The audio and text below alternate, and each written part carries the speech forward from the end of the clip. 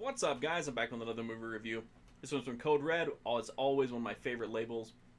This one is number 39. Yeah, 39. And it is called Trick or Treats. This one's about a guy named Malcolm, and he's been in a mental institution for a few years against his will. His ex-wife had him put there, and while he's in there, she's out banging a magician played by David Carradine. Sorry. Anyway, he escapes, and he dresses up like a nurse, and for some unknown reason, everyone just buys that he's a nurse. It's the least convincing drag, maybe, in movie history. But anyway, everybody just buys it. He makes his way out, and he's looking to get even, essentially. At the same time, his son is at home being babysitted on Halloween night. And honestly, to me, that's where the story of the movie is. His son keeps tormenting the babysitter with all these tricks. He fakes his own death numerous times over the course of the night. Every time she buys it, hook, line, and sinker, she bursts into tears. He apologizes, and they go through this routine over and over again. This kid is an asshole. He's such a prick. He's so cruel to this girl. She's an emotional wreck. She's completely, emotionally unstable. And their interactions are really what drive the movie. The plot about the dad coming back for revenge is often kind of put on the back burner until closer to the end. And a lot of time is spent with the son and the babysitter. Another thing that I love about this movie is the babysitter's boyfriend, who's always calling her, but he can never get any privacy.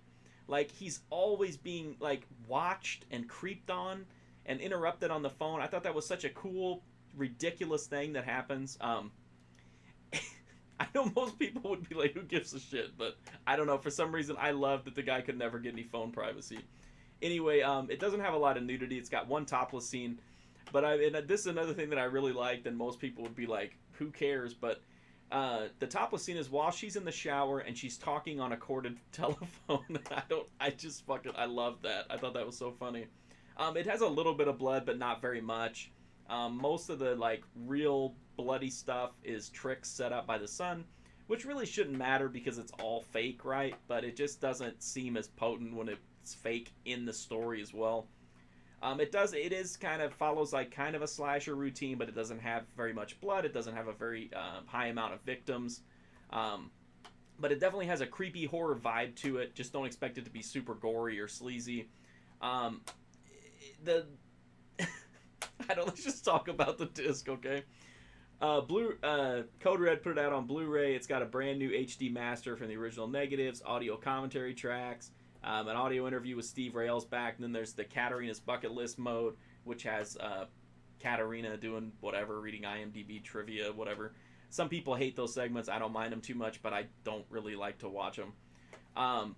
The transfer looks really good. I can't imagine it looking a whole lot better. It's a little soft and it's a little worn at times, but it is what it is, and I think it's very good. It's better than any version I've ever seen before, to be sure. As far as the movie itself, I recommend it to anybody who's a fan of horror, especially 80s horror. It is definitely worth a look. Just don't go in expecting super gore. Go in looking for a quirky, offbeat horror movie, because that's what this is. And the babysitter is fantastic.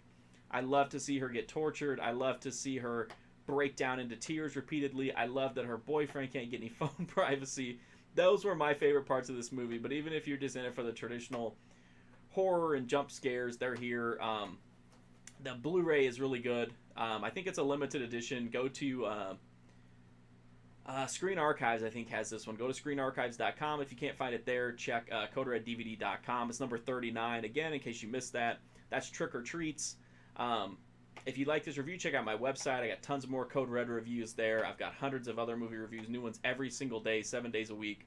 You can also follow me on Instagram, Twitter, Twitch, everywhere. If you just want to come by my Twitch channel, even if you hate video games, you can come by and I'll talk movies with you if you come by. So thanks for hanging out. I really appreciate it. Hopefully I'll see you soon.